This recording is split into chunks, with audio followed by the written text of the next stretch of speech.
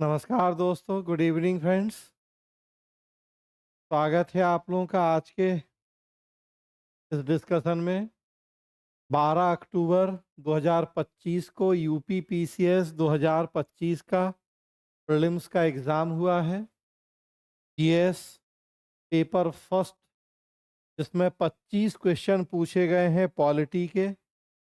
उन्हीं पे आज मैं आपसे डिस्कशन करने जा रहा हूँ।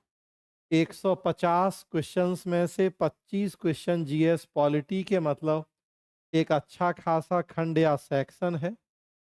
आप देखेंगे कि बहुत सारे क्वेश्चन फैक्चुअल हैं, जैसा कि जनरली स्टेट सर्विसेज में हमेशा होता है। यूपीएससी में हम देखते हैं कि कंपैरेटिवली कॉन्सेप्चुअल क्वेश्चन ज़्यादा होते हैं और स्टेट सर्विस में तुलनात्मक दृष्टि से तथ्यात्मक प्रश्नों की संख्या ज़्यादा होती है। लेकिन कुछ क्वेश्चन बड़े मज़ेदार हैं, मतलब जिनके आंसर बहुत नज़दीकी हैं, उनके विकल्पों को देखते हुए एक आध क्वेश्चन ऐसा भी है जिसमें थोड़ा डाउट की गुंजाइश बनी हुई है। तो जो 25 क्वेश्चन हैं प्रीलिम्स के पॉलिटी खंड के, एक एक करके उन क्वेश्चंस पे हम लोग चर्चा करेंगे। तो शुरू करते हैं।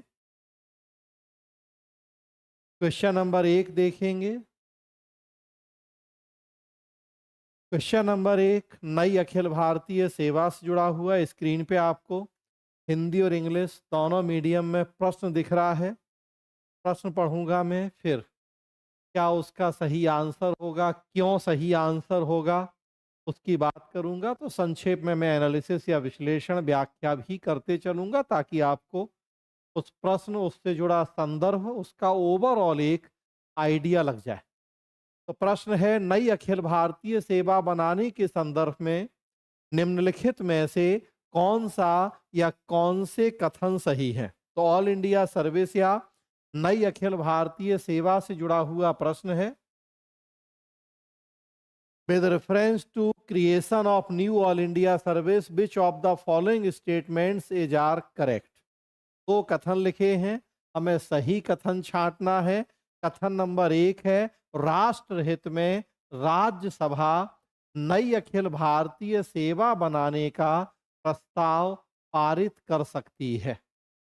और कथन नंबर 2 है कि नई अखिल भारतीय सेवा बनाने का प्रस्ताव राज्यसभा में कुल सदस्य संख्या के 2/3 बहुमत से पारित होना आवश्यक है। और जो कूट दिए गए हैं, ए है कि दोनों गलत हैं, ना एक सही ना दो सही। दूसरा है केवल एक सही। सी है केवल दो सही। और डी है एक और दो दोनों सही। तो हमें सही बताना है। नई अखिल भारतीय सेवा और उसमें राज्यसभा की भूमिका या उसकी स्थिति। आप देखिए, इसमें कैसे बता दूं। तो कथन एक सही है और कथन दूसरा गलत है। क्यों है, तो हम उसकी व्याख्या भी करते हैं। तो आंसर हो जाएगा बी। और अब इसकी हम थोड़ा सा व्याख्या करें तो दो बातें। एक तो आप देखेंगे कि संविधान में 3 तरह की लोक सेवाओं की चर्चा की गई है। अनुच्छेद 309 में केंद्रीय सेवाओं और राज्य सेवाओं से जुड़े प्रावधान किए गए हैं। और 312 में अखिल भारतीय सेवाओं के लिए प्रावधान किया गया है। कुल 3 लोक सेवाओं की व्यवस्था करता है हमारा संविधान। देखते हैं कि अनुच्छेद 308 से 314 तक लोक सेवाओं के बारे में संविधान में प्रावधान। और फिर जो अनुच्छेद 312 है, अखिल भारतीय सेवाओं से जुड़ा हुआ है। अब हम उस पे आए तो फिर राज्यसभा अखिल भारतीय सेवाओं से महत्वपूर्ण रूप से जुड़ी हुई है राज्यसभा। हम फिर देखते हैं कि भारत में हमने केंद्र स्तर पर संसदीय लोकतंत्र को अपनाया, राज्यों में भी संसदीय लोकतंत्र ही है और उसमें हमने संसद को 2 सदनीय बनाया है क्योंकि संघात्मक लोकतंत्र भी है। केंद्र की संसद 2 सदनीय है जिसमें निम्न सदन है लोकसभा, उच्च सदन है राज्यसभा। और हम देखते हैं कि हमने लोकसभा को ज़्यादा शक्तिशाली बनाया है राज्यसभा की तुलना में। लोकसभा निम्न सदन है, जनता के चुने हुए प्रतिनिधि, और उच्च सदन है जिसमें राज्यों के प्रतिनिधि आते हैं, कुछ राष्ट्रपति द्वारा मनोनीत व्यक्ति भी।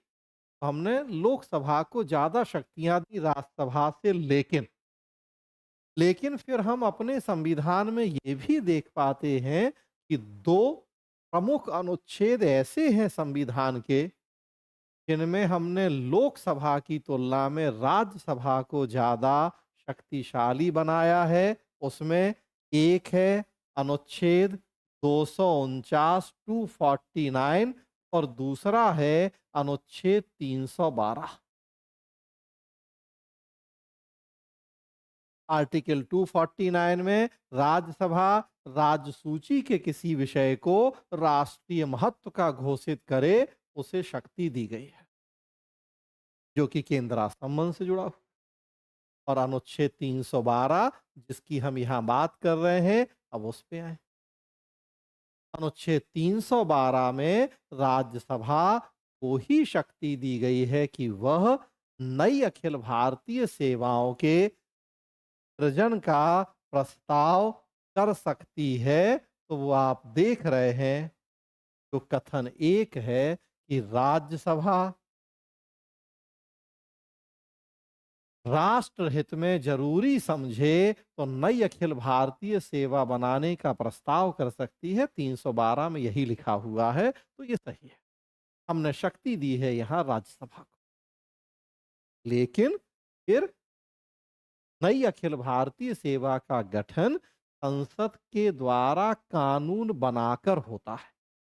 शुरुआत राज्यसभा के द्वारा की जाती है, प्रस्ताव पारित राज्यसभा करती है और फिर अंतिम रूप से संसद कानून बना के नई अखिल भारतीय सेवा बनाती है। 1966 1966 में हमने भारतीय वन सेवा का गठन किया भी है। आईएएस आईपीएस अंग्रेजों के जमाने से चली आ रही हैं। भारतीय वन सेवा को हमने 1966 में राज्यसभा ने इसी शक्ति का प्रयोग करते हुए संसद के द्वारा गठन किया गया। कथन 1 सही है। कथन 2 है कि नई अखिल भारतीय सेवा बनाने का प्रस्ताव राज्यसभा में कुल सदस्य संख्या के 2/3 बहुमत से पारित होना चाहिए। ये गलत है। अनुच्छेद 312 ही आप बियर एक्ट में देखेंगे तो कुल सदस्य संख्या का 2/3 नहीं चाहिए, बल्कि उपस्थित और मत देने वाले सदस्यों का 2/3। तो कुल सदस्यों का 2/3 नहीं चाहिए है, उपस्थित और मतदान करने वालों का 2/3 चाहिए। फिर कथन नंबर 2 गलत। कुल सदस्य संख्या 250 है राज्यसभा की, प्रभावी 245 है। उसमें 233 राज्यों और संघ राज्यों से हैं और 12 राष्ट्रपति के द्वारा मनोनीत। तो 245 सदस्य संख्या है। मान लीजिए जिस दिन ये प्रस्ताव आ रहा है 240 लोग ही आए हैं जिन्होंने वोटिंग करी है। इनका 2/3 चाहिए हमें, मतलब 160।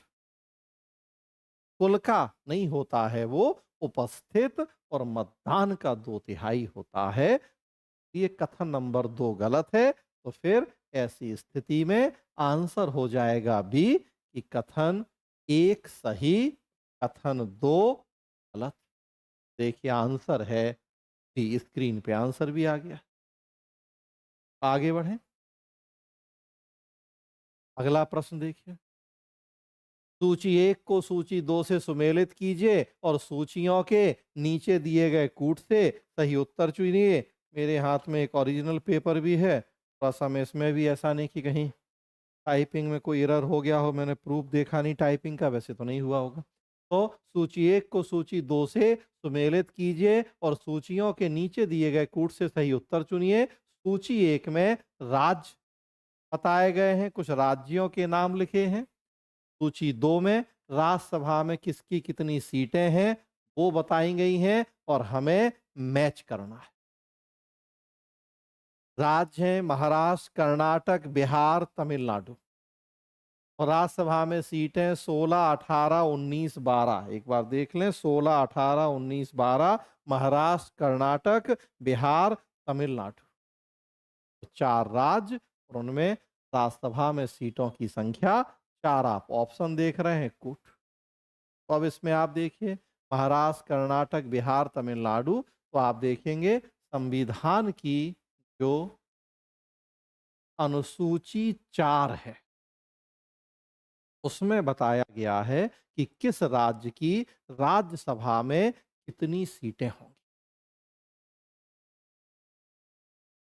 वहीं से हमें निकालना है। अभी जस्ट मैंने बताया पिछले प्रश्न में कि राज्यसभा की कुल सदस्य संख्या है 250, लेकिन वर्तमान में जो प्रभावी सदस्य संख्या है वो है 245। उसमें 233 हैं राज्यों और संघ राज्य क्षेत्रों के और 12 हैं राष्ट्रपति के द्वारा मनोनीत।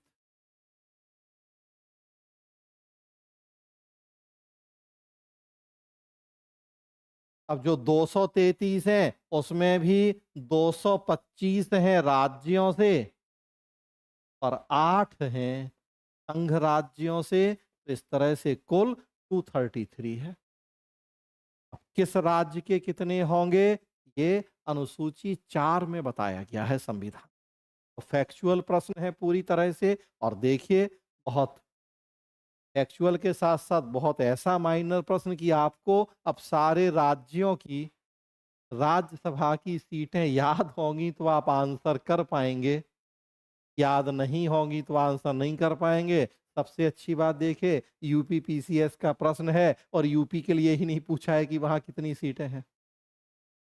तो फैक्चुअल है और फैक्ट भी जब अच्छी खासी मात्रा में आपको याद होगा इस राज्य की राज्यसभा में कितनी सीटें, थोड़ा सा कठिन है ये काम, लेकिन प्रश्न है आपके सामने। आप थोड़ा सा गैस चल सकता है, थोड़ा ज्योग्राफी का ज्ञान अगर इसमें यूज करेंगे कि भाई किस स्टेट का एरिया, ज्योग्राफिकल एरिया, थोड़ा सा अगर ज्योग्राफी के ज्ञान का इस्तेमाल करेंगे तो गैस वर्क चल सकता है कुछ हद तक, लेकिन वो सटीक होगा ये कहना मुश्किल है। तो वैसे देखें, हम कोशिश करें। महाराष्ट्र, कर्नाटक, बिहार, तमिलनाडु, तो सबसे बड़ा तो महाराष्ट्र है, तो उस लिहाज से सबसे ज्यादा महाराष्ट्र में होनी चाहिए। तो ए में 3 होना चाहिए। अब देखिए ए में 3, तो वैसे तो फिर अब उतना कठिन नहीं लगेगा आपको, क्योंकि फिर नहीं फंसाया है आयोग ने। फिर तो एक से ही आंसर मिल गया आपको, बाकी की जरूरत नहीं है। काउंटर चेक कर लें हम। अगर महाराष्ट्र सबसे बड़ा माने इन चारों में, सबसे ज्यादा सीटें तो 19, फिर उसके बाद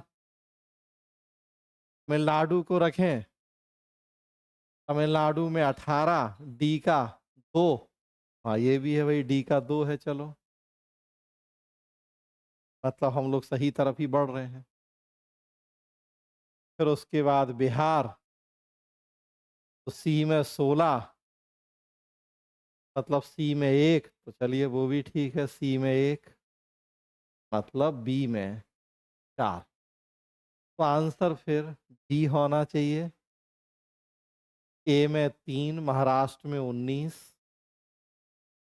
बी में 4, कर्नाटक में 12, सी में 1, बिहार में 16 और डी में 2, तमिलनाडु में 18। यही है आंसर। तो आपको एक्चुअली स्ट्रांग होना पड़ेगा, लेकिन थोड़ा सा पॉलिटी में ज्योग्राफी की नॉलेज जोड़ेंगे, थोड़ा गैस वर्क करेंगे तो आंसर निकल सकता है। तो उतना कठिन भी नहीं है, लेकिन रिस्क तो लेनी पड़ेगी चूंकि गैस है, एक्चुअल है। तो ये हो गया क्वेश्चन नंबर 2। आंसर है इसका बी, वही है। आगे बढ़ें, अगला देखें। अगला क्वेश्चन लोक लेखा समिति का है। तो हमारे पास क्वेश्चन पेपर है, उसमें 29 नंबर क्वेश्चन है ये, और यहाँ 3 नंबर, और यहाँ वैसे क्वेश्चन पेपर में ये 29 नंबर का क्वेश्चन था, यहाँ 3 नंबर है। देखिए, लोक लेखा समिति पब्लिक अकाउंट कमेटी के संदर्भ में निम्नलिखित में से कौन सा या कौन से कथन सही है? 2 कथन दिए हुए हैं। पहला है, लोक लेखा समिति अपनी रिपोर्ट लोकसभा को सौंपती है। Public account committee submits its report to the Lok Sabha. और दूसरा है, लोक लेखा समिति में राज्यसभा के 15 सदस्य होते हैं। Public account committee consist of 15 members from Rajya Sabha. हमें सही बताना है, दोनों में से दोनों सही हैं या क्या? वही कि दोनों गलत, ना एक सही ना दो सही, केवल एक सही। 1 और 2 दोनों सही, केवल 2 सही। तो लोक लेखा समिति सबसे पहली बात संसद की एक समिति है, वित्तीय समिति है, जो सीएजी नियंत्रक और महालेखा के परीक्षक के रिपोर्ट की जांच करती है और देखती है कि मांगों के विषय क्षेत्र के भीतर व्यय हुआ या नहीं। सीएजी नियंत्रक और महालेखा परीक्षक की रिपोर्ट की जांच करके लोकलेखा समिति ये काम करती है। मांगों के विषय क्षेत्र के भीतर फिर कई काम है उसके, वो डिटेल आप पढ़ते हैं। जितना संसद ने स्वीकृत किया उतना ही व्यय हुआ या नहीं, जिस उद्देश्य के लिए स्वीकृत किया उसी उद्देश्य के लिए व्यय हुआ या नहीं, जिस मद के लिए स्वीकृत किया उसी में हुआ नहीं, जिस प्राधिकारी को व्यय करना था उसी के द्वारा व्यय किया गया या नहीं। तो ऐसे फिर कई काम करती है लोक लेखा समिति, संसद की एक समिति है। ब्रिटिश शासनकाल में समिति की शुरुआत हो गई थी। 1919 का जो भारत शासन अधिनियम था उसके तहत पहली बार गठन हुआ था इस समिति का 1921 में, और तब से ये अभी तक हमारे देश में काम कर रही है। एक संसदीय लोकतांत्रिक शासन में संसदीय समितियों की भूमिका बहुत महत्वपूर्ण होती है, और उसमें भी लोक लेखा समिति सर्वाधिक महत्वपूर्ण समिति मानी जाती है। लोक लेखा समिति अपनी रिपोर्ट लोकसभा को सौंपती है, ये सही है।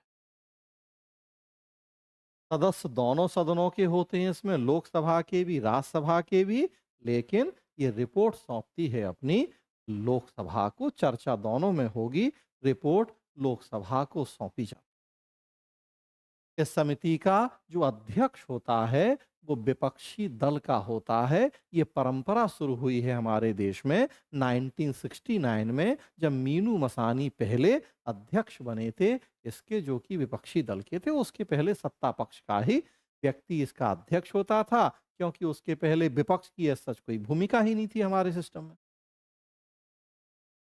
तो पहला कथन सही है कि लोक लेखा समिति अपनी रिपोर्ट लोकसभा को सौंप, लेकिन लेकिन दूसरा कथन गलत है। दूसरा कथन कि public accounts committee consist of 15 members from Rajya Sabha, लोक लेखा समिति में राज्यसभा के 15 सदस्य, ये गलत है। ये गलत इसलिए है क्योंकि ये उल्टा लिखा है। लोक लेखा समिति की सदस्य संख्या 22 है। इसमें 15 हैं लोकसभा के और 7 हैं राज्यसभा। तो उल्टा लिख दिया है आपको थोड़ा सा कंफ्यूज करने के लिए, फंसाने के लिए। 15 होते तो हैं, अब अगर एग्जाम हॉल में आप कंफ्यूज हो गए कि लोकसभा के थे कि राज्यसभा के, तो फिर तो 15 लोकसभा के होते हैं, 7 राज्यसभा के। यहाँ राज्यसभा के 15 लिखा है तो गलत है। तो फिर एक सही है, दूसरा गलत है, मतलब केवल पहला कथन सही है, इस लिहाज से आंसर हो जाएगा बी, कि केवल एक सही है। तीसरा क्वेश्चन, और देखिए आंसर है बी, केवल एक। आगे बढ़ते हैं। अगला क्वेश्चन देखिए, अगला क्वेश्चन जो हमारे पास पेपर है उसमें क्वेश्चन नंबर है 36, और यहाँ चौथा प्रश्न है, भारतीय संविधान के भाग और हो गया है, भारतीय संविधान के भाग और उसके विषय का निम्नलिखित में से कौन सा या कौन से युग्म, ये युग्म है, सही सुमेलित नहीं है। अब देखिए नहीं बताना है हमें कि कौन सा सही नहीं है।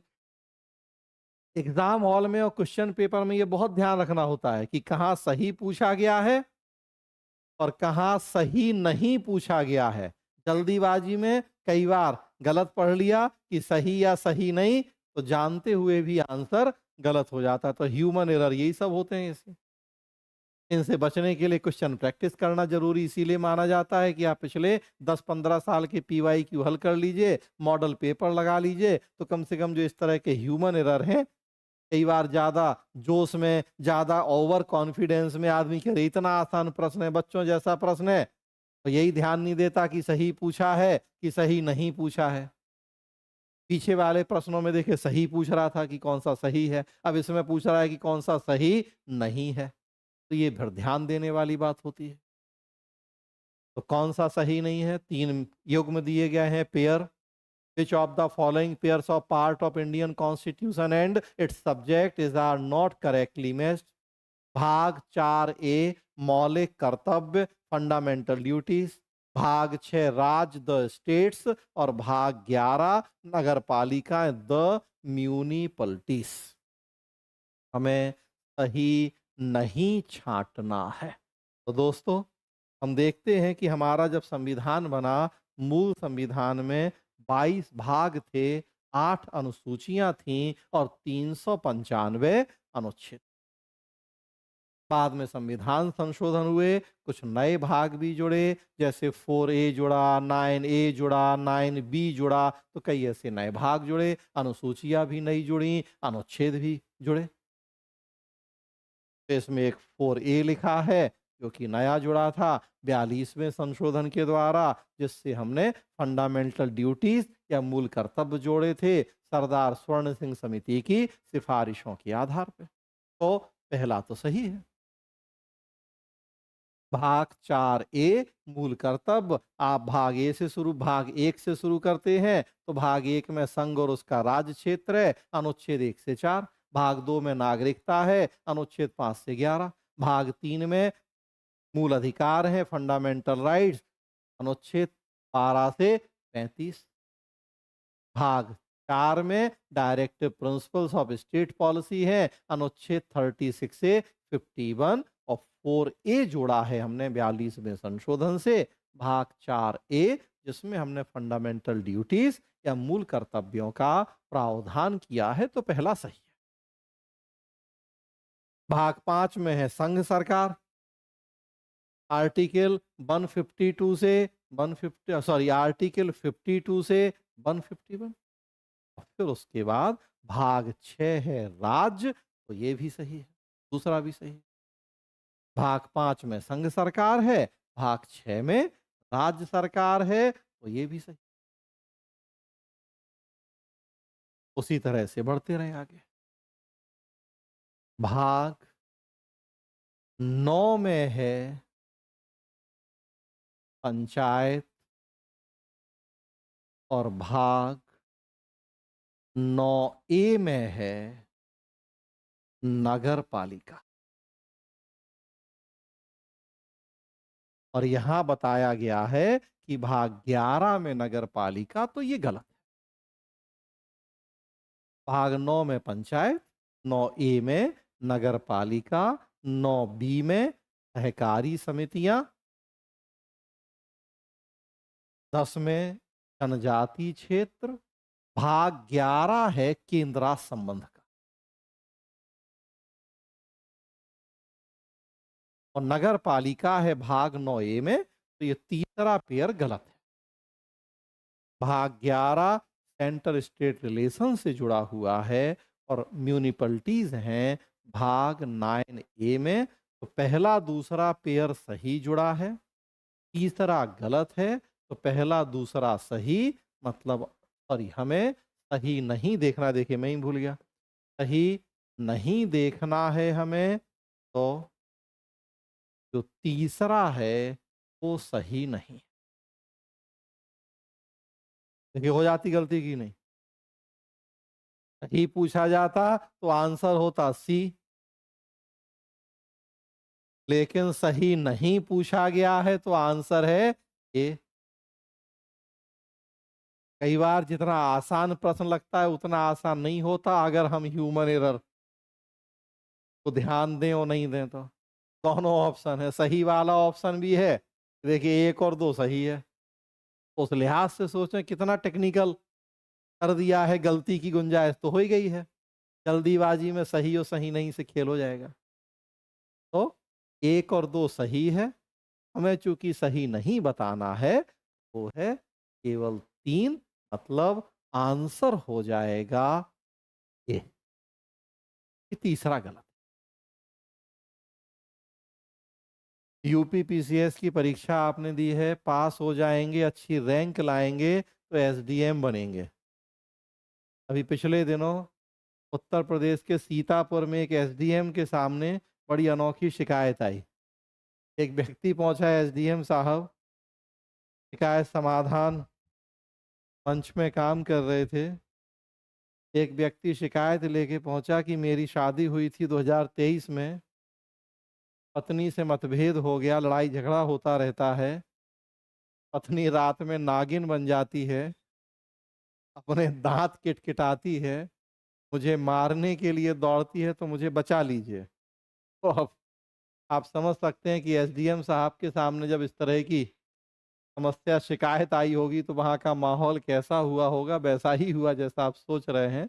हालांकि एसडीएम साहब ने फिर संबंधित अधिकारियों से कहा कि देखें, समस्या का समाधान जो हो सकता है करें। तो आप एसडीएम बनिएगा तो इन सब चीज़ों के लिए भी तैयार रहना है। इस तरह की समस्याएं भी, इस तरह की शिकायतें, स्थितियां भी बनेंगी आपके सामने। तो सच्ची घटना ही है और यूपी की ही घटना है। चलिए आगे बढ़े। क्वेश्चन नंबर 5 है हमारे पास जो पेपर है उसमें। क्वेश्चन नंबर 41 है ये, और यहाँ 5 नंबर क्वेश्चन है। 42वें संविधान संशोधन द्वारा भारतीय संविधान की प्रस्तावना में निम्नलिखित में से कौन से शब्द जोड़े गए थे? Which among the following words were inserted in the preamble of the Indian Constitution by the 42nd Constitution Amendment? एक समाजवादी सोशलिस्ट, 2 धर्मनिरपेक्षता सेक्युलर, 3 संप्रभुता सॉवरेन और 4 गणतंत्र रिपब्लिक। हमें बताना है कि 42वें संशोधन से कौन कौन से शब्द जुड़े हैं प्रस्तावना में। तो हम लोग एक टॉपिक पढ़ते हैं संविधान की प्रस्तावना, उसका महत्व, और एक विवाद पढ़ते हैं हम पॉलिटी में कि प्रस्तावना संविधान का भाग है या नहीं। संविधान लागू होने के बाद भी एक प्रमुख संवैधानिक विवाद शुरू हुआ था हमारे देश में कि प्रस्तावना को संविधान का भाग माना जाए या नहीं माना जाए। और आप देखते हैं कि 1973 का जो एक ऐतिहासिक फैसला था केशवानंद भारती मामला, उसमें सर्वोच्च न्यायालय ने कहा था कि प्रस्तावना संविधान का भाग है। उसके पहले तक जो फैसले आए थे उनमें प्रस्तावना को संविधान का भाग नहीं माना गया था। पहली बार केशवानंद भारती मामले में कोर्ट ने प्रस्तावना को संविधान का भाग माना।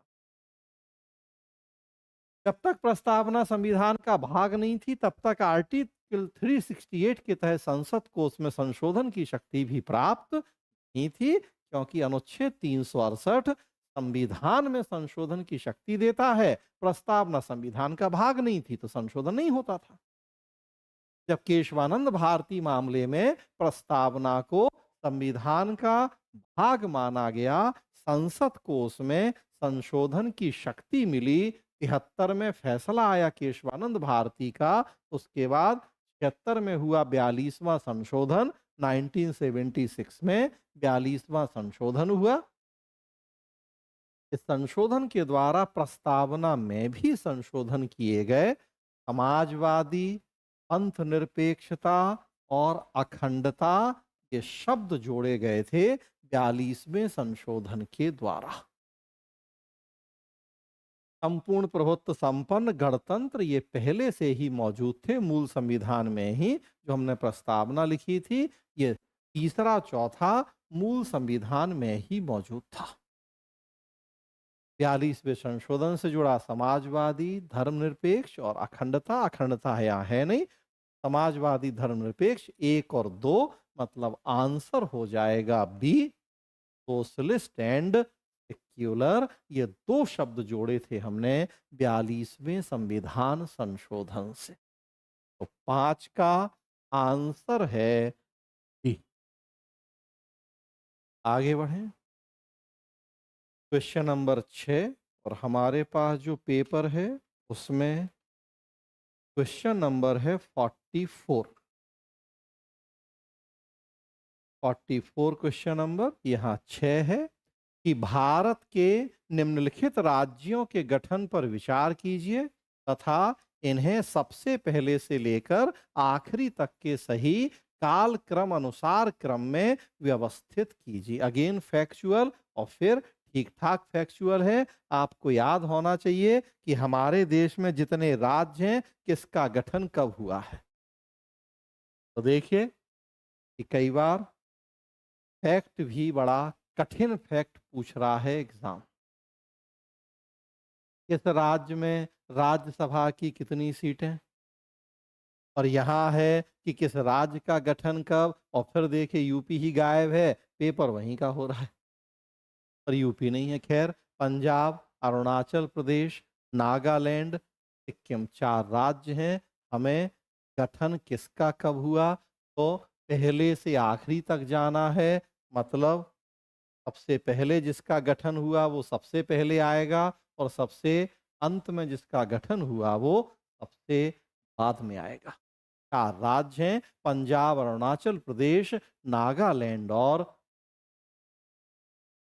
तो हम लोग देखते हैं कि जब 15 अगस्त 1947 को हम स्वतंत्र हुए, स्वतंत्र भारत के संविधान का निर्माण करने के लिए संविधान सभा पहले ही बन गई थी ब्रिटिश कैबिनेट मिशन योजना के तहत। खैर, संविधान बनने का काम जारी था।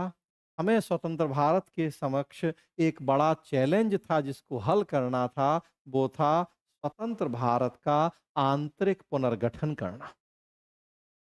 अंग्रेजों ने कभी भी वैज्ञानिक तरीके से आंतरिक पुनर्गठन के लिए काम नहीं किया था अपने शासन में। तो आज़ादी के बाद हमें हमारे जो संविधान निर्माता थे या जो हमारे शासन में बैठे लोग थे, इस चुनौती का सामना करना पड़ा था कि कैसे हम वैज्ञानिक तरीके से आंतरिक पुनर्गठन करें।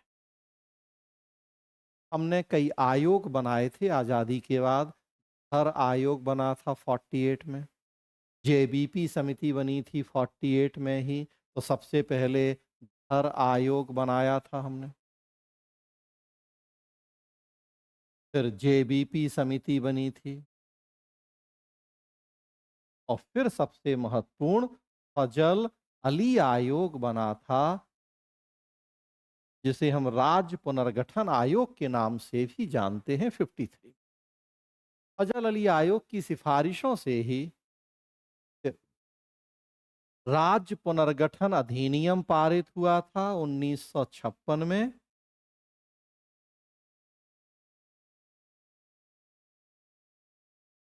उसके तहत हमने 14 राज्य और 6 केंद्र शासित प्रदेश बनाए थे 56 में ही।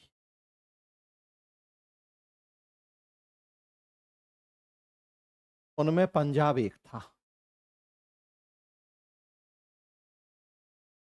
बाकी बाद में बने। तो 56 में 14 राज्यों का गठन हुआ था, 6 केंद्र शासित प्रदेशों का। राज्य पुनर्गठन आयोग ने या फजल अली आयोग ने 16 राज्य और 3 केंद्र शासित प्रदेशों की रिकमेंडेशन की थी, लेकिन सरकार ने थोड़ा चेंज किया था, उसे 14 राज्य और 6 केंद्र शासित प्रदेश बनाए गए थे। पंजाब उनमें से एक। इस लिहाज से पंजाब को हम 56 मानेंगे, लेकिन यहाँ फिर थोड़ा सा टेक्निकल आया गया है।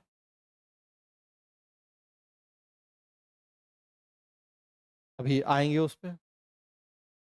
अरुणाचल प्रदेश, नागालैंड और सिक्किम ये बाद में बने हैं। अरुणाचल प्रदेश बना 86 में, नागालैंड बना 63 में, सिक्किम 75। हम पढ़ते हैं सिक्किम 35वें संविधान संशोधन से जुड़ा था। पहले वो एक एसोसिएटेड स्टेट था हमारा, बाद में फिर हमने 35वें संशोधन के द्वारा पूर्ण राज्य के रूप में शामिल किया था 1975।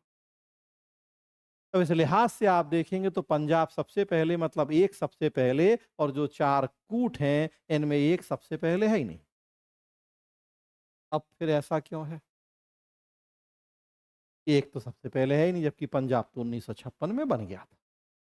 अब या तो हम आयोग को गालियां दें कि आंसर ही गलत दिया है, एक ये तरीका है, और या दूसरा तरीका है कि थोड़ा देखें हम इसमें कि ऐसा क्यों हुआ है। तो पंजाब 1956 में बना था, लेकिन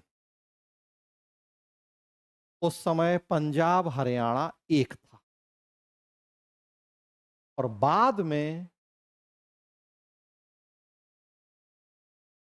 1966 में हमने पंजाब को तोड़ के पंजाब और हरियाणा 2 बनाए, चंडीगढ़ को अलग किया गया, दोनों की ज्वाइंट राजधानी बनाया गया। उस लिहाज से देखेंगे आप तो फिर पंजाब 1966, अरुणाचल 86, नागालैंड 63, सिक्किम 75। अब देखें कि क्या हमें मिल रहा है जवाब। नागालैंड को सबसे पहले रखें 3, 3 में है, देखिए वो तो। फिर पंजाब को रखें 1,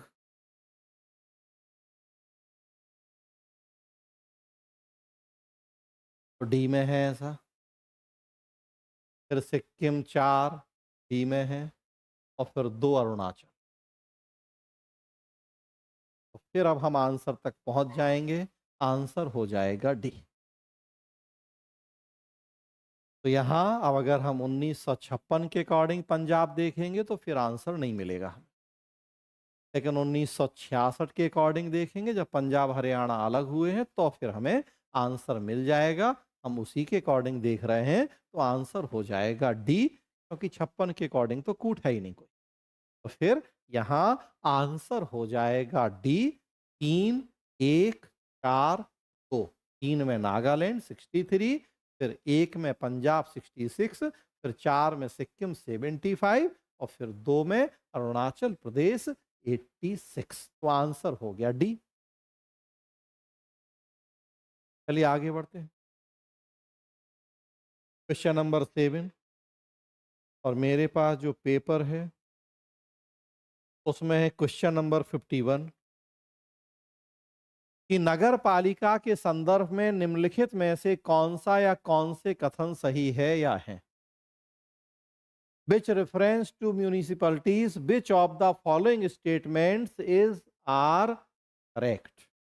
पहला है, नगर पालिका सदस्य बनने के लिए अर्हता आयु 25 वर्ष है। The eligible age to be a member of municipality is 25 years. और स्टेटमेंट नंबर 2, नगर पालिकाओं में सीधे चुनाव से आने वाले कुल सदस्य संख्या का 1/3 स्थान महिलाओं के लिए आरक्षित है। 1/3 of the total number of seats to be filled by direct election in the municipalities is reserved for women. सही बताना है कि इन कथनों में सही कौन सा है। तो जैसा जस्ट अभी मैंने पीछे बताया आपको कि नगर पालिकाओं के लिए प्रावधान किया गया है भाग 9A में। हमने 74th या 74वें संविधान संशोधन के द्वारा इसे शामिल किया संविधान में। नगर पालिकाओं का चुनाव, कार्यकाल, आरक्षण, इन सबसे जुड़े प्रावधान किए गए। उसमें आप देखेंगे कि पहला कथन गलत है। नगर पालिका सदस्य बनने के लिए अर्हता आयु 25 नहीं बल्कि 21 है। 25 है लोकसभा के लिए, विधानसभा के लिए, 30 है राज्यसभा के लिए, राष्ट्रपति राज्यपाल बनने के लिए है 35, और यहाँ पंचायतों नगर पालिकाओं के लिए आयु रखी गई है 21, और वहां लिखा है 25।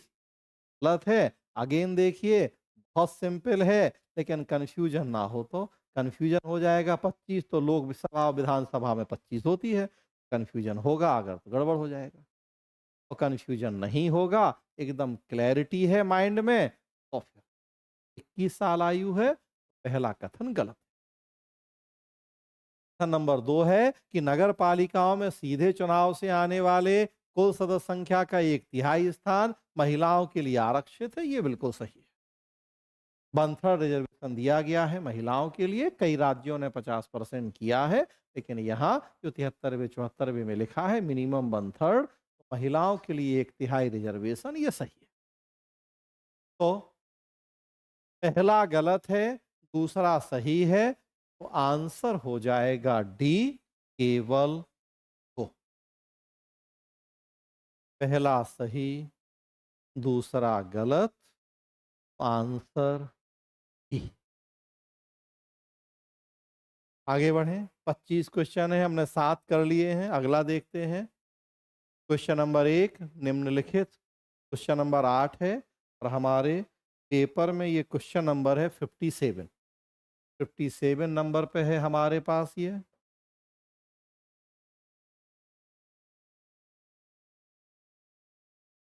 निम्नलिखित में से कौन फजल अली आयोग के सदस्य थे? अभी देखिए हमने नाम लिया इस आयोग का, 53 में बना था राज्य पुनर्गठन आयोग। Who among the following were the members of the Fazal Ali commission? एक K T Shah, 2 KM Panikkar, 3 P Sitaramayya, Pattabhi Sitaramayya, 4 HN Kunzru. एकदम फैक्चुअल प्रश्न है। कौन कौन फजल अली आयोग का सदस्य था हमें बताना है। KT Shah, KM Panikkar, P Sitaramayya, HN Kunzru. तो आंसर है 2 और 4, KM पणिक्कर और HN कुंजरू या हृदयनाथ कुंजरू। ये 2 लोग सदस्य थे फजल अली आयोग के। फजल अली अध्यक्ष थे, KM पणिक्कर और HN कुंजरू उसके सदस्य थे। बिल्कुल फैक्चुअल प्रश्न। 2 और 4 मतलब आंसर हो जाएगा ए।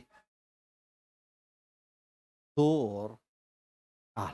मैंने बताया कि आज़ादी के बाद जब आंतरिक पुनर्गठन की चुनौती आई हमारे सामने, हमने हर आयोग बनाया 48 में, जेबीपी समिति बनाई 48 में, फजल अली आयोग बना था 53 में, KM पणिक्कर HN कुंजरू सदस्य थे। 56 में ही हमने उसी की रिपोर्ट को ध्यान में रखते हुए राज्य पुनर्गठन अधिनियम पारित किया। तो आंसर हो जाएगा 2 और 4 मतलब ए। आगे बढ़ें। क्वेश्चन नंबर 9, और हमारे पास है क्वेश्चन नंबर 62 है। ये पेपर में क्वेश्चन नंबर 62 है, और यहाँ क्वेश्चन नंबर 9 है। नीचे 2 कथन दिए गए हैं, जिनमें एक को अभिकथन ए तथा दूसरे को कारण आर कहा गया है। असर्शन रीजनिंग वाला प्रश्न है, कथन और कारण वाला।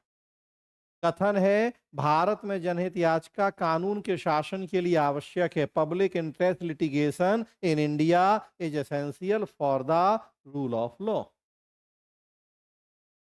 कारण है, रीजनिंग है कि जनहित याचिका सामाजिक और आर्थिक रूप से कमजोर वर्गों को न्याय तक प्रभावकारी पहुंच प्रदान करता है। Public interest litigation provides effective access of justice to socially and economically weaker sections.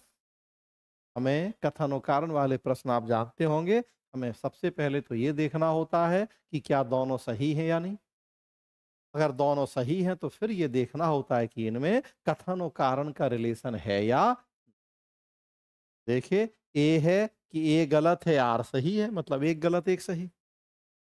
B है ए सही है आर गलत।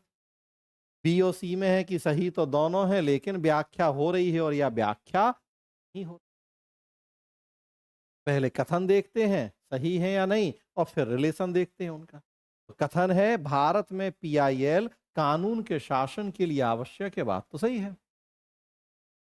रूल ऑफ लॉ या विधि का शासन अनुच्छेद 14 से निकला है। समता का अधिकार, विधि के समक्ष समता, और जिसमें हम सबके साथ समान व्यवहार करते हैं। कानून के समक्ष सभी व्यक्ति समान होंगे, कानून सर्वोच्च होगा, भेदभाव नहीं किया जाएगा और उस कानून का स्रोत जनता के मूल अधिकार होंगे। रूल ऑफ लॉ के कुछ फीचर्स होते हैं, कुछ विशेषताएं होती हैं। जनहित याचिका पीआईएल जैसा नाम है, जनता के हितों से जुड़ी याचिका होती है जिसमें मामला व्यक्तिगत ना होकर सामूहिक हितों से जुड़ा होता है।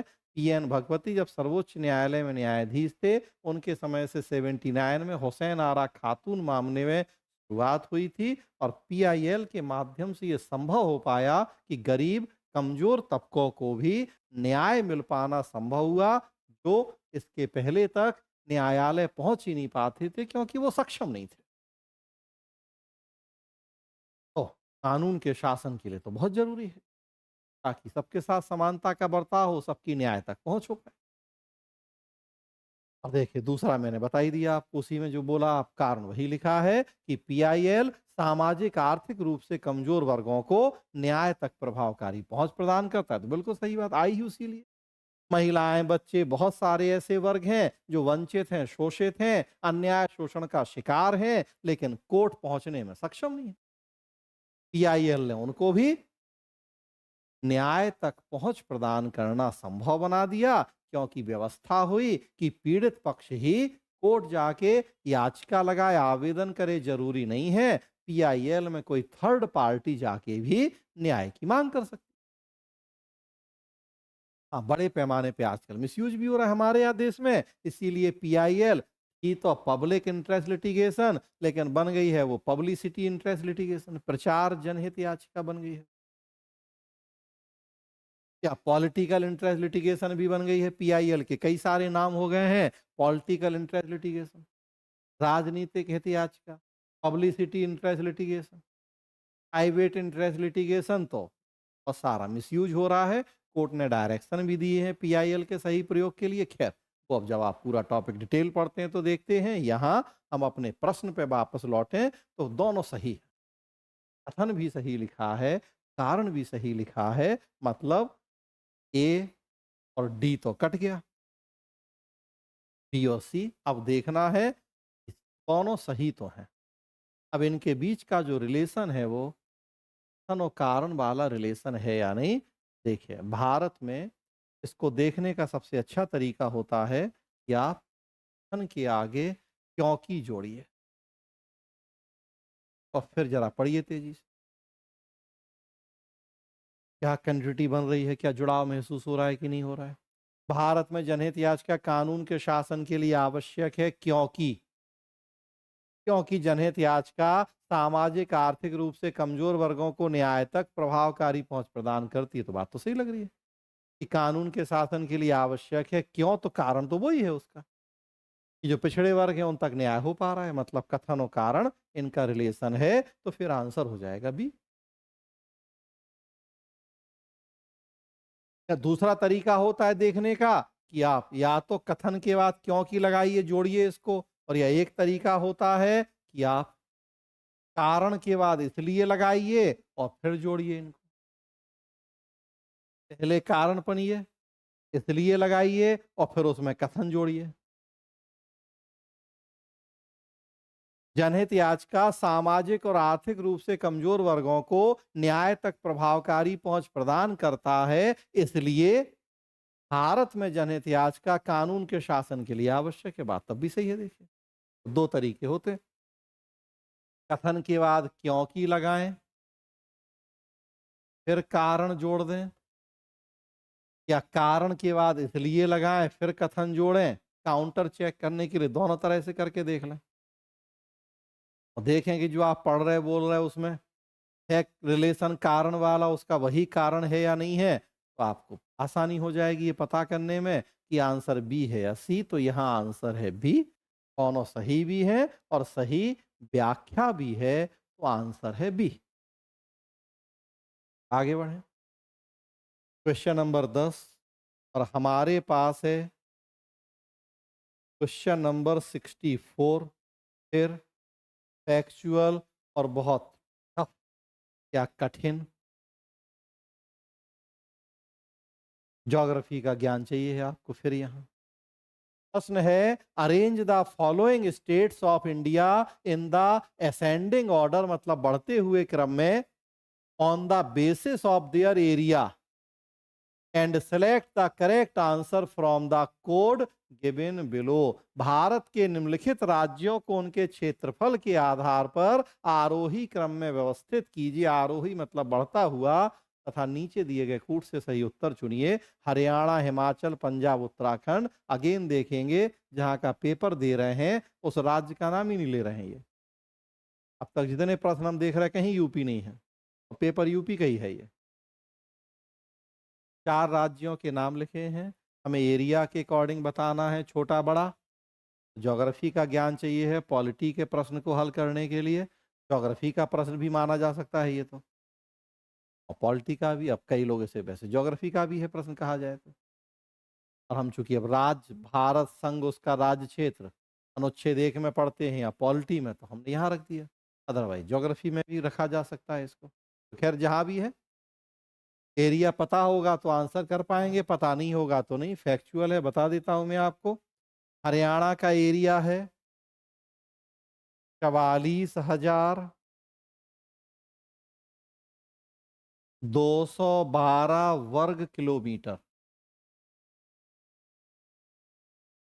44,212 स्क्वायर किलोमीटर। हिमाचल प्रदेश है 55,673 वर्ग किलोमीटर। 55,673। पंजाब का है 50,362, 50,362। और उत्तराखंड का है 53,483,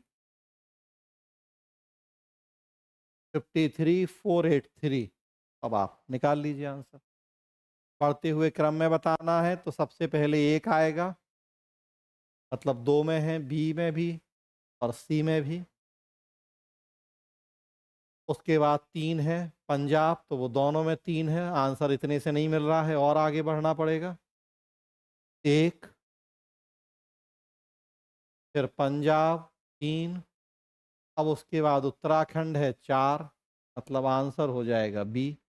और फिर है 2। इन चारों में सबसे छोटा है हरियाणा, सबसे बड़ा है हिमाचल प्रदेश। इन चारों में 1, 3, 4, 2, मतलब आंसर है बी। एकदम फैक्चुअल ज्योग्राफी का प्रश्न है। और या तो हमने यहाँ पॉलिटी में रखा, क्योंकि हम यहाँ पढ़ते हैं ये चीज़ें पॉलिटी में, मतलब संघ उसका राज्य, तो मैंने यहाँ रख दिया। आंसर हो जाएगा उसका बी, वो आपने देख ही लिया। चलिए अगला प्रश्न करें। प्रश्न नंबर 11 पेपर में है 67, 68 नंबर पे है ये प्रश्न। सूची 1 को 2 से सुमेलित करना है और फिर सही उत्तर देखना है। सूची 1 में संविधान सभा की समितियों के नाम लिखे हैं।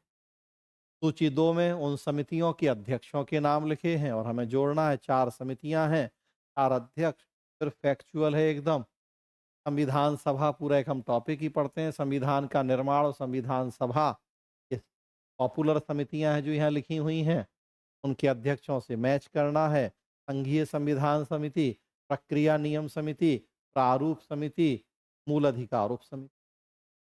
Doctor Rajendra Prasad, J B Kripalani, doctor B R Ambedkar और जवाहरलाल नेहरू। तो एक तो ऐसी है जो सबको पता है, वो है प्रारूप समिति, ड्राफ्ट कमेटी।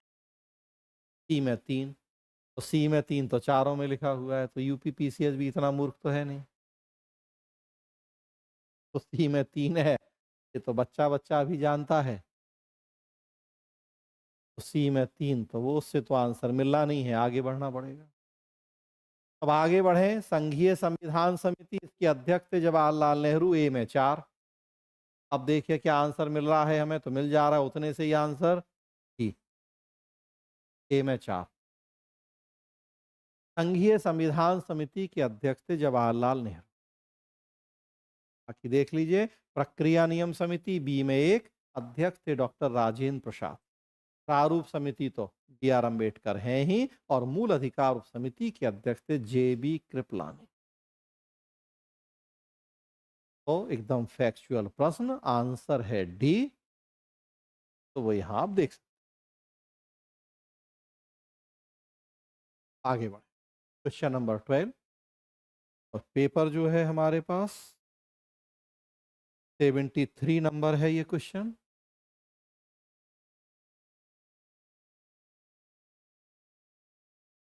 अगेन फैक्चुअल है। सूची 1 और 2 को सुमेलित करना है और फिर ही उत्तर बताना है हमें। एक तरफ फिनांस कमीशन है और दूसरी तरफ उनके चेयरमैन है, हमें जोड़ना है किस फिनांस कमीशन का चेयरमैन कौन था। अगेन उस लिहाज से टफ है कि आपको 16वां वित्त आयोग चल रहा है वर्तमान समय में, तो आपको सारे वित्त आयोग के अध्यक्ष याद होने चाहिए, तो आप आंसर कर पाएंगे। सारे नहीं, कुछ हो, और अगर आप उस उतने से मिल जाए आंसर तो अच्छी बात। 15 वित्त आयोग बन चुके हैं, 16 बन चुका है, अभी 31 अक्टूबर तक 16वें वित्त आयोग को रिपोर्ट सौंपनी थी। लेकिन अभी कल परसों ही न्यूज़पेपर में न्यूज आई है, 1 महीना सरकार ने उसका कार्यकाल बढ़ा दिया है 16वें वित्त आयोग का। अब उसे 30 नवंबर 2025 तक अपनी रिपोर्ट सौंपनी है। तो लागू होगी 2026 से 2031, इन 5 सालों के लिए। 31 अक्टूबर तक का समय था, 1 महीना समय बढ़ाया है सरकार ने अभी 2 दिन पहले।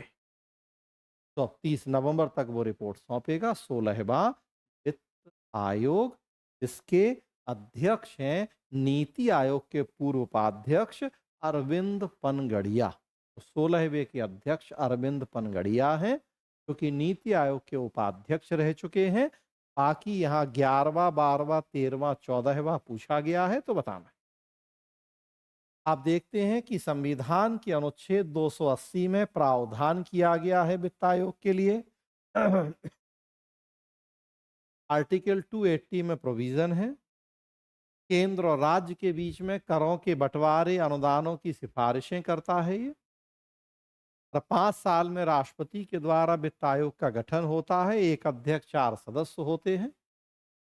लगभग 2 साल के आसपास वित्त आयोग अपनी रिपोर्ट तैयार करने में समय लेता है, रिपोर्ट सौंपता है, भंग हो जाता है, 5 साल बाद दोबारा बनता है। 15 बन चुके हैं, 16वां बन चुका है, रिपोर्ट आना बाकी है 16वें वित्त आयोग की। अब फैक्ट है, आपको इनके अध्यक्ष बताने हैं कि इन चारों में किसका अध्यक्ष कौन था। तो आप देखेंगे कि इसका आंसर है सी।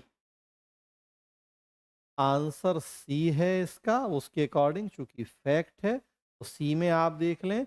11वें के अध्यक्ष थे प्रोफेसर A.M. खुसरो।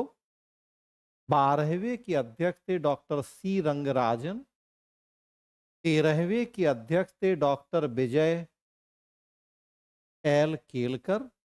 और 14वें के अध्यक्ष थे डॉक्टर Y.V. रेड्डी। तो ये 11, 12, 13, 14 आंसर है सी। 15वें के थे N.K. सिंह। और 16वें के हैं अरविंद पनगड़िया। ये 15, ये 16। एकदम फैक्चुअल आंसर है इसका ई। आगे बढ़ें। क्वेश्चन नंबर 13 और हमारे पास क्वेश्चन नंबर है 80।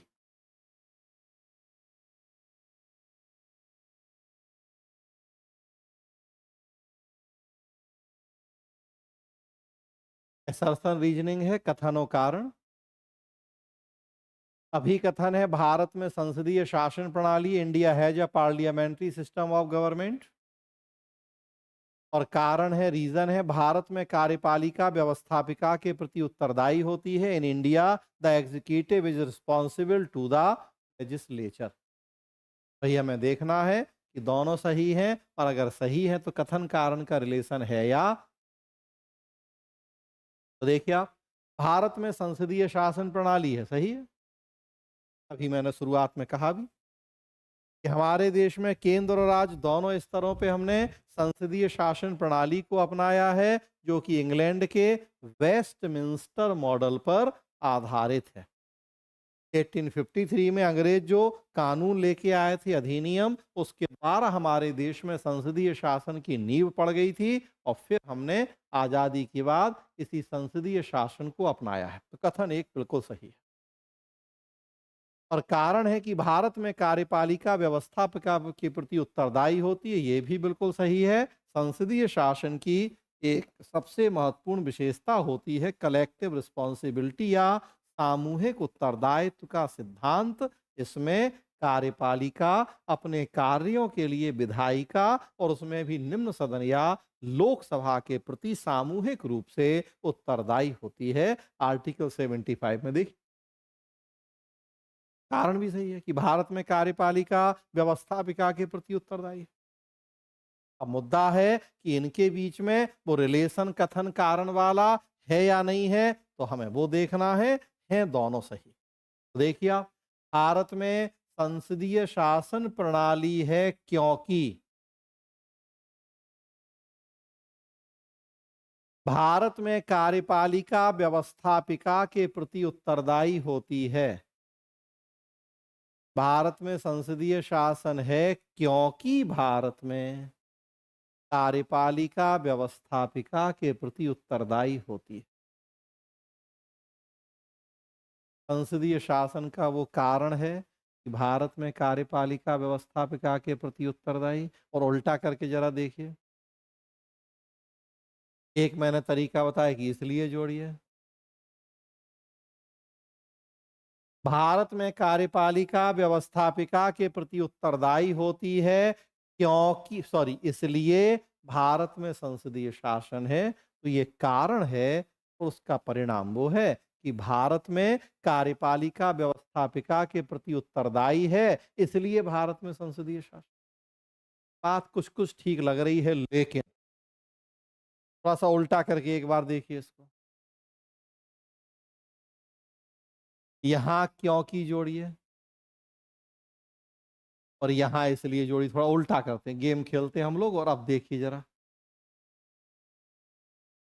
भारत में संसदीय शासन प्रणाली है, इसलिए भारत में कार्यपालिका व्यवस्थापिका के प्रति उत्तरदायी है।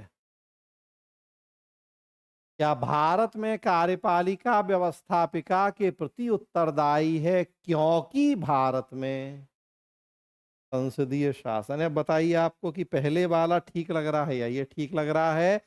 भारत में संसदीय शासन है, इसलिए कार्यपालिका विधायिका के प्रति उत्तरदायी है। सही तो ज्यादा यही है।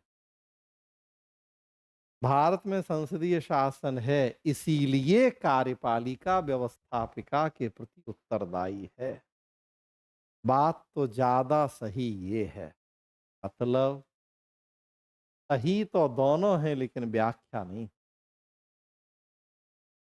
वो कथन और ये कारण उल्टा कर दें तो ज्यादा सही हो जाएगा। इसको कथन बना दें और उसको कारण, तो ज्यादा सही होगा। लेकिन जहां तक मुझे लगता है पीसीएस भी आंसर बताएगा बी। ज्यादातर दूसरे डिस्कशन भी मेरे ख्याल से बताएंगे बी, और मैं भी बी कहूं तो बहुत गलत नहीं है, बहुत माइनर सा अंतर है। लेकिन अगर वो होता है कि 110% एक्यूरेसी की बात करेंगे तो सी होना चाहिए, लेकिन बी भी होगा तो गलत नहीं है। मेरा मानना है कि आंसर बी बताया जाएगा इसका। तो जुड़ाव है, बहुत नजदीकी है, मामला बहुत बारीक वाला कि थर्ड एम्पायर से 6-6 बार देखें और तब पता लगे कि आउट है कि नहीं वाली स्थिति है, तो बी भी चलेगा। लेकिन मैं होता तो मैं सी लगाता, लेकिन बी भी गलत नहीं है, तो बी मानिए। लेकिन मैंने दोनों तरह से बताया आपको, उल्टा सीधा करके कि हम कथन को कारण बना दें, कारण को कथन, और तब चेक करें, तो ये है स्थिति। तो आंसर बी आप कर सकते हैं, बी किया है आपने तो ठीक होगा, और सी भी मेरे है आपसे सी, लेकिन रिजल्ट आएगा जब, सॉरी आंसर की जब आएगी तो मेरे ख्याल से बी बताया जाएगा। हमने भी यहाँ बी कर दिया है, इसलिए आगे बढ़ते। क्वेश्चन नंबर 14 है, पेपर में 86 है, फिर कथन कारण ही है।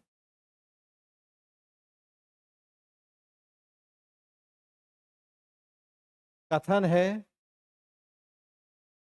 राष्ट्रीय एकता की अवधारणा में राजनीतिक, आर्थिक, सामाजिक, सांस्कृतिक एवं मनोवैज्ञानिक आयाम तथा उनके बीच आंतरिक संबंध सम्मिलित हैं। The concept of national integration involves political, economic, social, cultural and psychological dimensions and inter relation between them.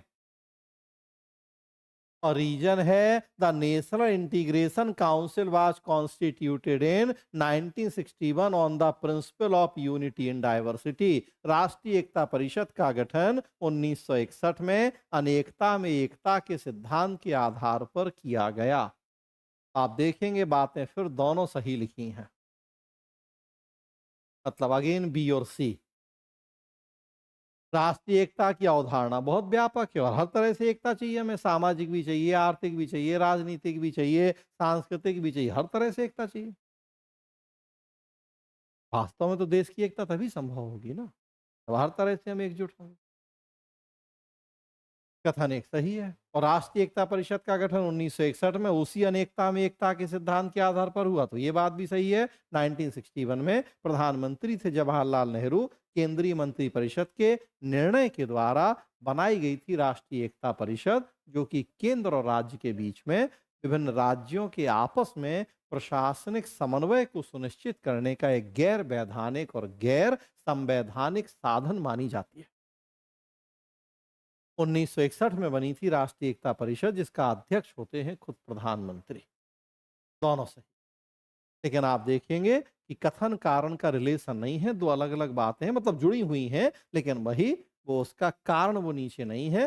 राष्ट्रीय एकता के डिफरेंट डायमेंशन है, सही है। और राष्ट्रीय एकता परिषद 1961 में बनी अनेकता में एकता के सिद्धांत के आधार पर, वो भी सही है, लेकिन उसका कारण वो नहीं है, तो आंसर होगा इसका सी, कि दोनों सही हैं लेकिन कथन कारण का रिलेशन नहीं बन रहा है। आगे बढ़ें। 15, क्वेश्चन नंबर 15 है और मेरे पास है ये क्वेश्चन नंबर 95।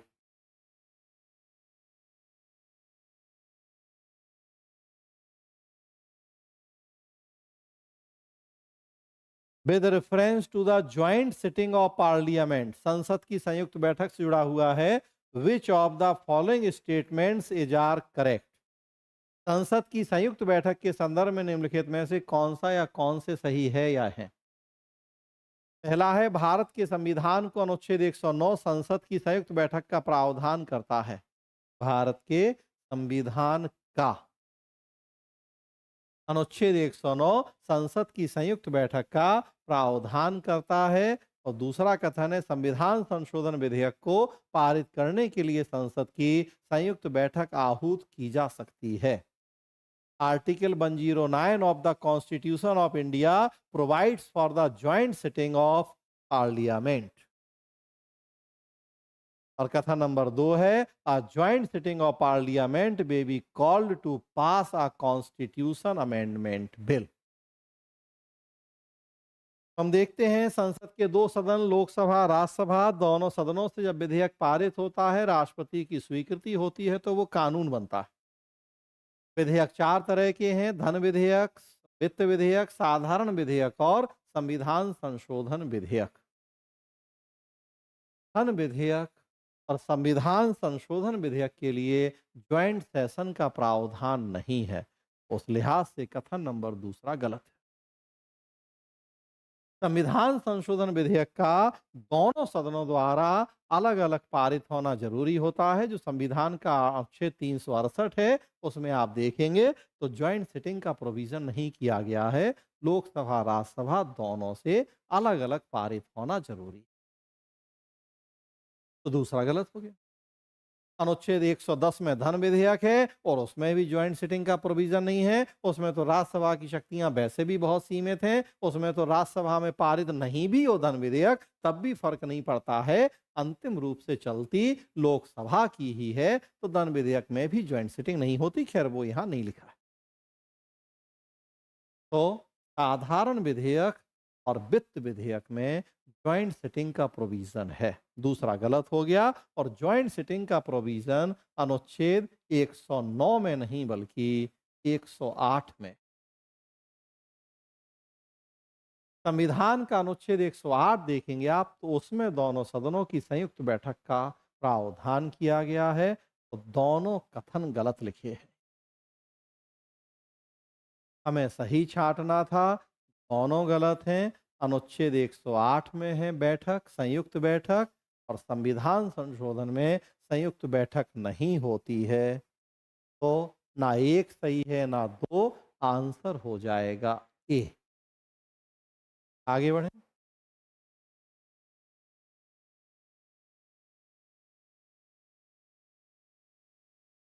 क्वेश्चन नंबर 16 है, तो हमारे पास है ये 97।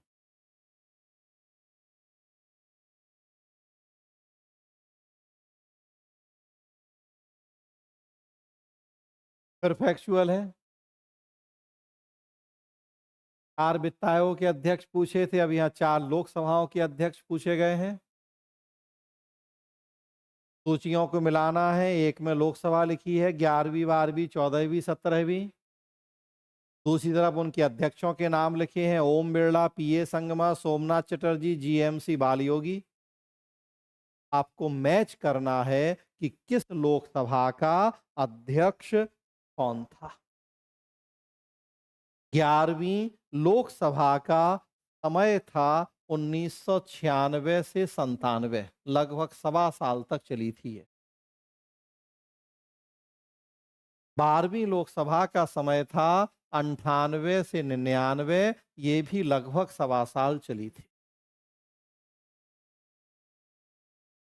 13वीं नहीं है, 14वीं थी 2004 से 2009, और 17वीं अभी 2019 से 24। वर्तमान में चल रही है 18वीं Lok Sabha.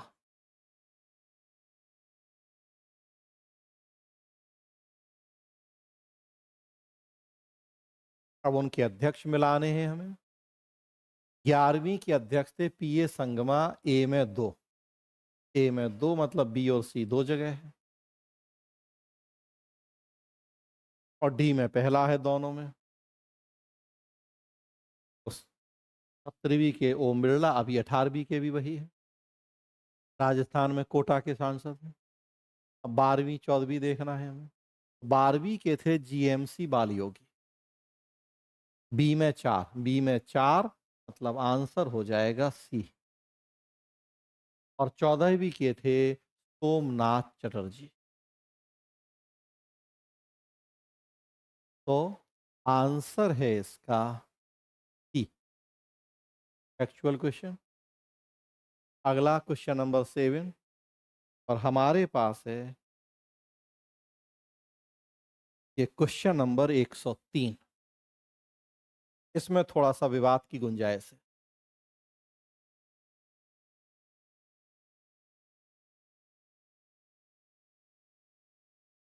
Consider the following election reforms in India and arrange them in correct chronological order starting from earliest to the last.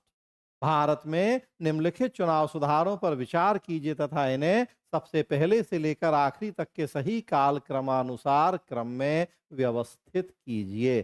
4 चुनाव सुधार रखे हैं, हमें उनका क्रम बताना है पहले से लेके आखिरी। पहला है मतदाता फोटो पहचान पत्र, वोटर फोटो आइडेंटिटी कार्ड। दूसरा है ईवीएम इलेक्ट्रॉनिक वोटिंग मशीन। तीसरा है voter verifiable paper audit trail. और चौथा है NOTA none of the above. जान रहे चानो आप, मतदाता फोटो पहचान पत्र जो आप अपनी पॉकेट में रखते हैं, जब चुनाव में वोट डालने जाते हैं तो लेके जाते हैं, आपकी फोटो लगी, एड्रेस लिखा है।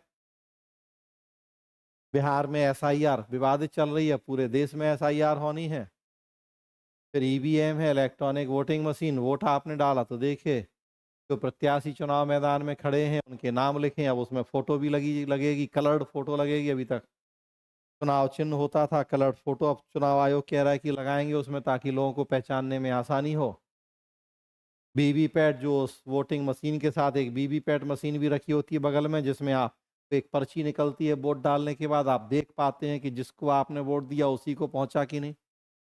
क्योंकि आरोप लगते हैं हमारे देश में कि वोट किसी को भी दो, जाता मोदी को ही है, कमल के फूल को ही। तो उसकी सत्यता की जांच के लिए वीवीपैट भी लगा दी जाती है कि ताकि आप देखें कि जिसके लिए आपने बटन दबाया है पर्ची निकल के गिर जाती है वहीं, तो जो एक बॉक्स बना होता है उसके अंदर, और आप चेक कर लेते हैं कि हाँ आपका वोट सही गया कि नहीं।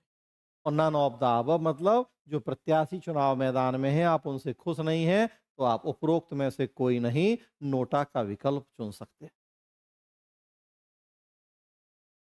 वोटर फोटो आइडेंटिटी कार्ड की शुरुआत हुई थी 1993 में, जब टीएन शेषन चुनाव आयुक्त थे, मुख्य चुनाव आयुक्त टीएन शेषन।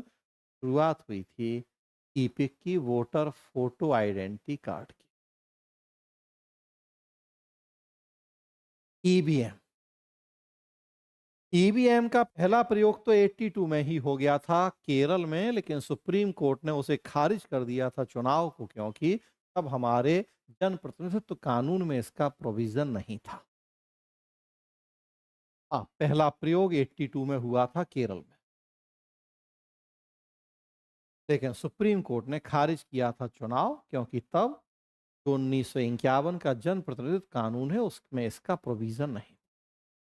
89 में प्रोविजन किया गया जन प्रतिनिधित्व कानून 1951 में ईवीएम का,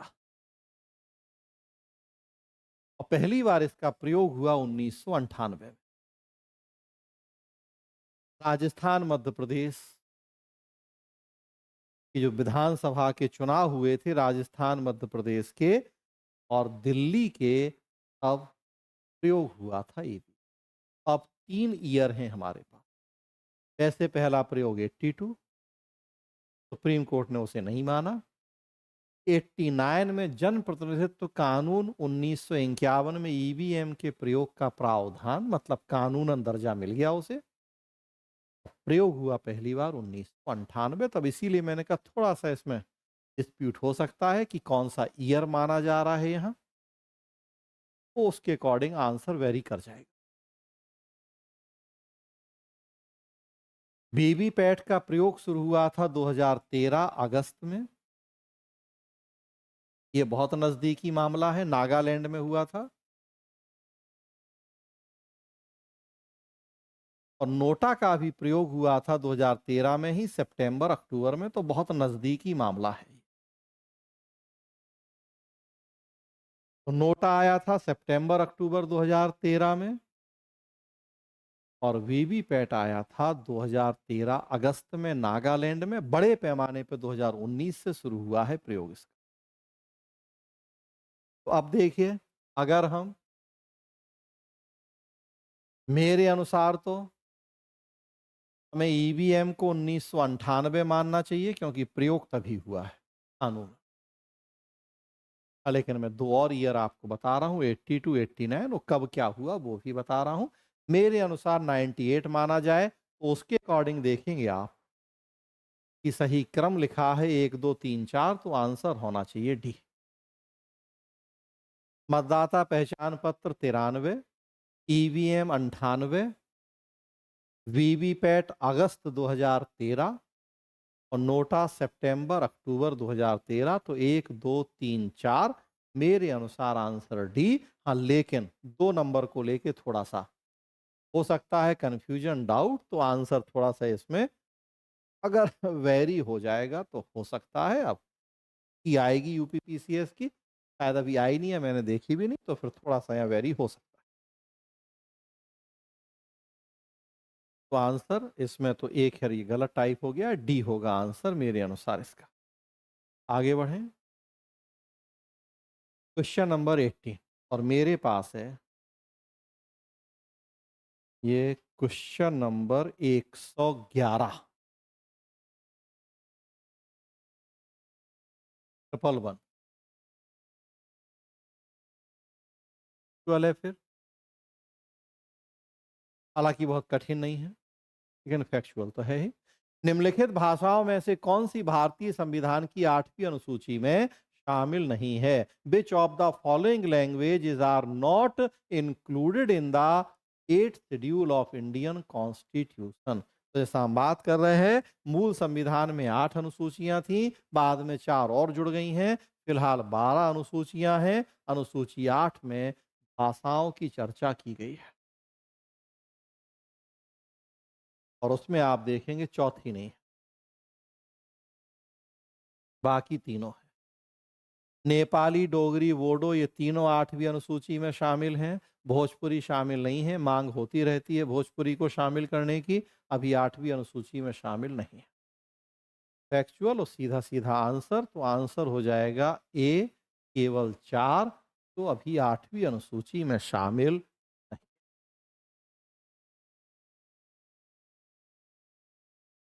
अगला क्वेश्चन नंबर 19 और हमारे पास है ये क्वेश्चन नंबर 114।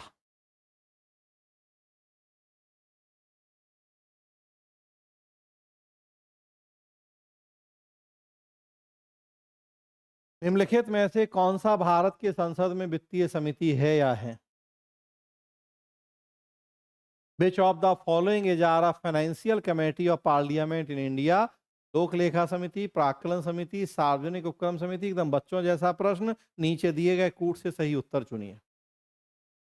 मैंने बताया कि किसी भी पार्लियामेंट्री डेमोक्रेसी में पार्लियामेंट्री कमेटीज का बहुत महत्वपूर्ण रोल होता है। इन्हें मिनी पार्लियामेंट या लघु संसद की संज्ञा दी जाती है। संसद की ज्यादातर कमियों को दूर करने में समितियां बहुत मददगार होती।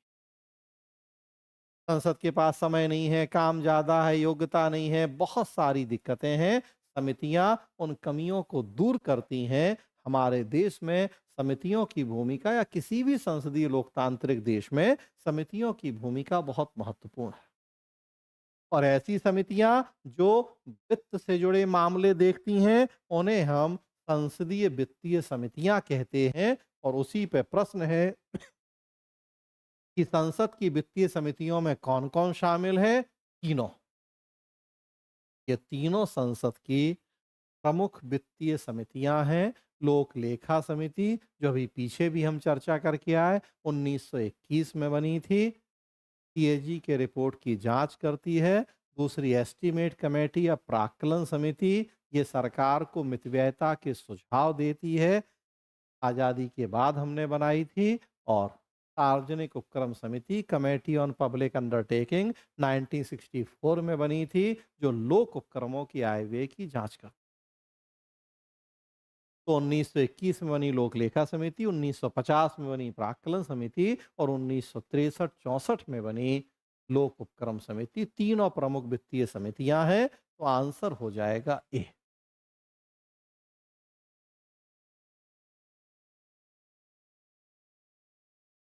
Answer A.